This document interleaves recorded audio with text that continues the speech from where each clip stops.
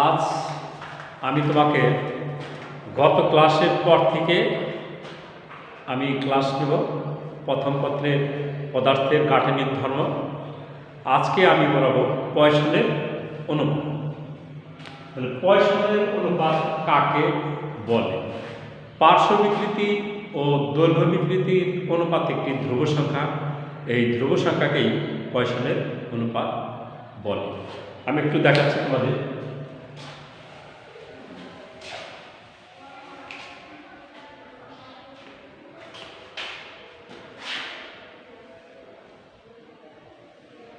ধরে নাও এইটা একটা তার, এর দৈর্ঘ্য আছে এল, ব্যাস আছে ডি। তারটাকে টেনে লম্বা করে নিলাম, তারটাকে টেনে লম্বা করলাম, ব্যাস হ্রাস পেল ডি আর দৈর্ঘ্য বৃদ্ধি পেল এল। তাহলে পার্শ্ব বিকৃতিটা কি? পার্শ্ব বিকৃতি ডি বাই ডি, অর্থাৎ একক দৈর্ঘ্যে যতটুকু, একক ব্যাসে যতটুকু ব্যাস হ্রাস পায় তাদেরকে বলা হয় পার্শ্ব বিকৃতি। এবার হলো দৈর্ঘ্য বিকৃতি। দৈর্ঘ্য বিকৃতি এল বাই এল, একক দৈর্ঘ্যে যতটুকু দৈর্ঘ্য বৃদ্ধি পায় তাকে দৈর্ঘ্য বিকৃতি বলে। তাহলে পয়সনের অনুপাত হচ্ছে এই পার্শ্ব বিকৃতি এবং দৈর্ঘ্য বিকৃতির অনুপাত একটি ধ্রুব সংখ্যা। এই ধ্রুব সংখ্যাকেই পয়সনের অনুপাত বলে। তাহলে পয়সনের অনুপাত, পয়সনের অনুপাত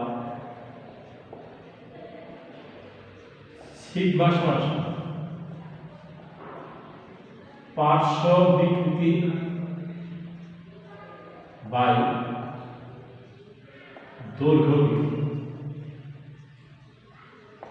তাহলে পয়সন অনুপাতকে সিগমা দিয়ে প্রকাশ করা হয়, আর পয়সন অনুপাত সিগমা সমান সমান পার্শ্ব বিকৃতি বাই দৈর্ঘ্য বিকৃতি।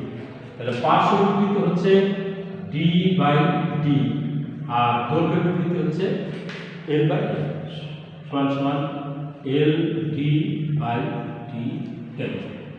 এই হলো পয়সনের অনুপাত। ওকে, এখন আমি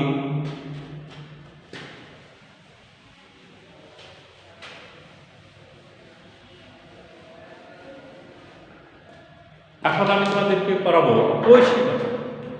কৈশিকতা জিনিসটা কি? সূক্ষ্ম সরু ছিদ্র বিশিষ্ট নলকে কৈশিক নল বলে। আর এই কৈশিক নলকে যদি আমরা তরলে ডুবাই তাহলে দেখা যায় এটা একটা কৈশিক নল। আমরা ধরে নিলাম এটা একটা কৈশিক নল। একে যদি আমরা তরলে ডুবাই তাহলে দেখা যায় এই নল দিয়ে কিছুটা তরল বা পানি উঠছে। এই যে পুরোটা এটাকে বলা হয় আরোহণ।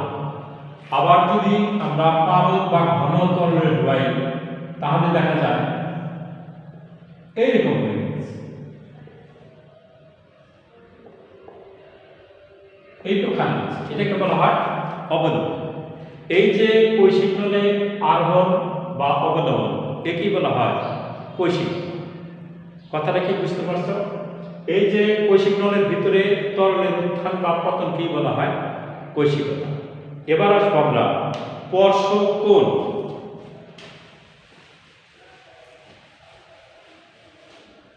স্পর্শক কোণটা কি? কঠিন তরলের স্পর্শবিন্দুতে বক্রতলে অঙ্কিত স্পর্শক কঠিনের সাথে তরলের ভিতরে যে কোন উৎপন্ন করে তাকে বলা হয় স্পর্শক। কিরকম? এইখানে আমরা একটা কঠিন পদার্থ নিলাম, এখানে একটা পদার্থ দিলাম। তাহলে কঠিন তরলের স্পর্শবিন্দু, এটা একটা কঠিন তরলের স্পর্শবিন্দু, এই হচ্ছে বক্রতল। তাহলে কঠিন তরলের স্পর্শবিন্দুতে বক্রতলে অঙ্কিত স্পর্শ কঠিনের সাথে তরলের ভিতরে যে কোনো তুলনা করে তাকে বলা হয় স্পর্শক কোণ।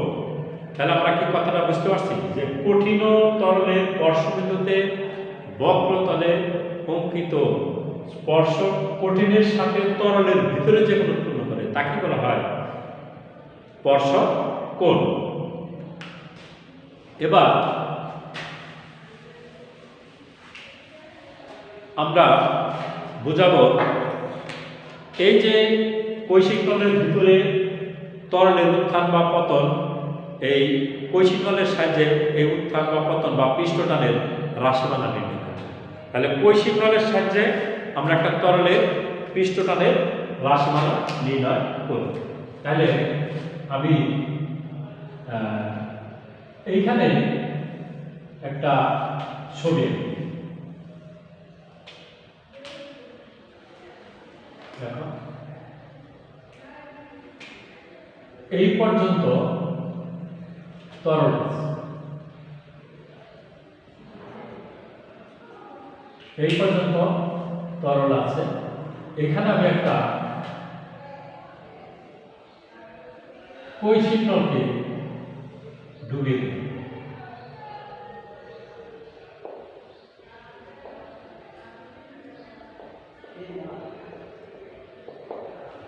এই কৈশিক নলের ব্যাসার্ধ ধরলাম আর আর এই বরাবর এটা হলো স্পর্শক কোণ, তাহলে এটাও স্পর্শক।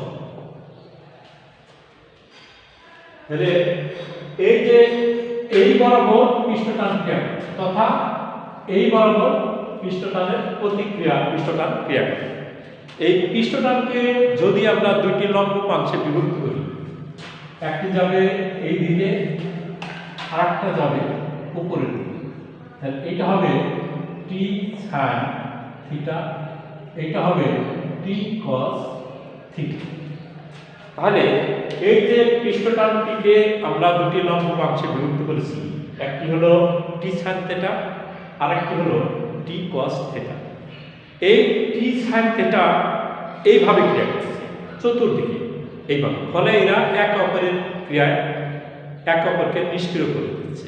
তাহলে এখানে শুধু কার্যকরী বল থাকলো টি কস থিটা। এই টি কস থিটার কারণেই এইখানে এই নলে পানি ফুটে উঠেছে, এই যে পানির আরোহণ হয়েছে এইটি হচ্ছে এই টি কস থিটার কারণ।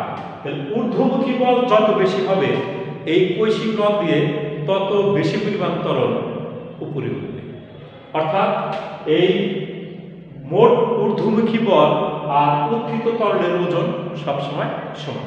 তাহলে মোট ঊর্ধ্বমুখী বল, মোট ঊর্ধ্বমুখী বল, মোট ঊর্ধ্বমুখী বল সমান সমান হচ্ছে টি কস থিটা ইনটু 2 পাই আর। এই আরটি হচ্ছে কৈশিক নলের ব্যাসার্ধ, এখান থেকে এইটুকু আর এখান থেকে এইটুকু আর, আর এখান থেকে এই পর্যন্ত হচ্ছে এইচ, এইটুকু হচ্ছে এইচ। তাহলে মোট ঊর্ধ্বমুখী বল পেলাম কি 2 টি cos থিটা ইনটু 2 পাই আর। এই ঊর্ধ্বমুখী বল আর নলে উত্থিত তরলের ওজন সবসময় সমান হবে। তাহলে আমরা লিখতে পারি কি মোট ঊর্ধ্বমুখী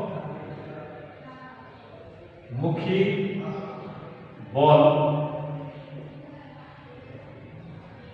কৈশিক নলে উত্থিত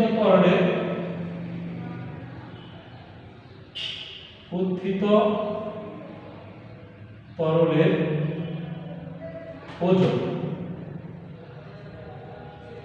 তাহলে ঊর্ধ্বমুখী বল পেলাম কি বা টি cos থিটা ইনটু 2 পাই আর। উত্থিত তরলের ওজন মানে হচ্ছে এম জি। তাহলে কি হলো আয়তন ইনটু ঘনত্ব ইনটু জি। আয়তন কি এই উত্থিত তরলের আয়তন, অর্থাৎ এই অংশটুকু আয়তন। আমরা তাহলে লিখতে পারি কি এই এই উচ্চতায় তরলের আয়তন যোগ 2 বক্র অংশের তরলের আয়তন ইন্টু রো ইন্টু জি।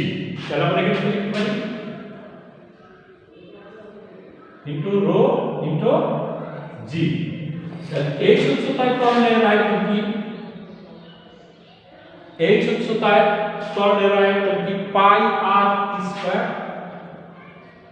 এইচ, অর্থাৎ এই পর্যন্ত করছে। এটা একটা সিলিন্ডারের আয়তন।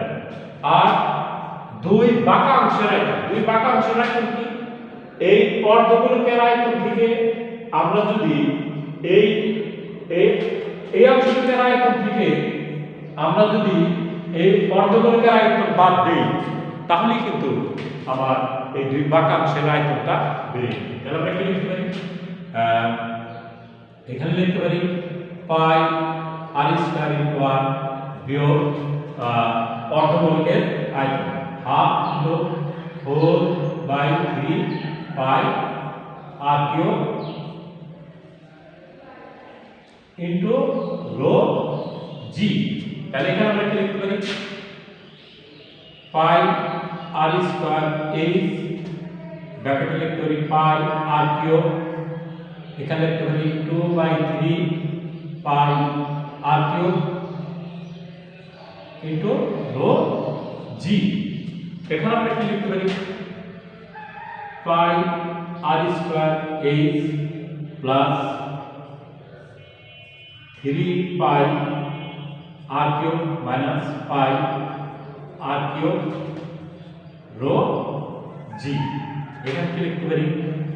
পাই আর স্কয়ার এইচ প্লাস 1/3 পাই আর কিউব রো জি।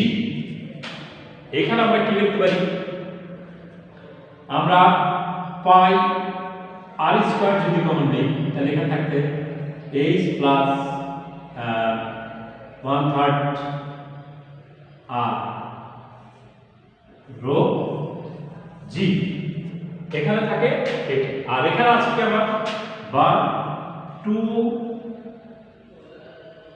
এখানে আছে t cos থিটা ইনটু 2 পাই আর। এখন আমি যদি এখানে এই পাই আর আর কমন নিই বা দুই দিক থেকে বাদ দিই, তাহলে এখানে থাকে কি 2t cos থিটা, এখান থেকে আর into H plus r/3 rho g. এই যে সুতরাং t সমান কি লিখতে পারি? তাহলে r h plus r/3 rho g by 2 cos theta, 2 cos theta লিখতে পারি। এখন দেখো এই যে r/3 ব্যাসার্ধের 3 ভাগের 1, এই rটা হচ্ছে h, আমি এই সাইডে একটু লিখি। এখানে কি লিখলাম? t সমান r h plus r/3 by 2 cos theta rho g. এই যে r/3 এটি হচ্ছে কৈশিক নলের ব্যাসার্ধ 3 ভাগের 1। তাহলে এখানে আমরা লিখতে পারি h r rho g by 2 cos theta. h is very greater than r. কাজে আমাদের এই অংশটাকে বাদ দিতে পারি। বাদ দিলে কি থাকে? তাহলে h r rho g by t cos theta। এটি গেল কৈশিক নলের সাহায্যে তরলের পৃষ্ঠটান নির্ণয়। ওকে, এখান থেকে আমরা তরলের আরোহণ নির্ণয় করতে পারি। ওকে, তাহলে আজ আমি এখানেই রাখছি। পরবর্তী ক্লাসে আমরা তরলের পৃষ্ঠটান নিয়ে আলোচনা করব। ওকে, সবাইকে ধন্যবাদ।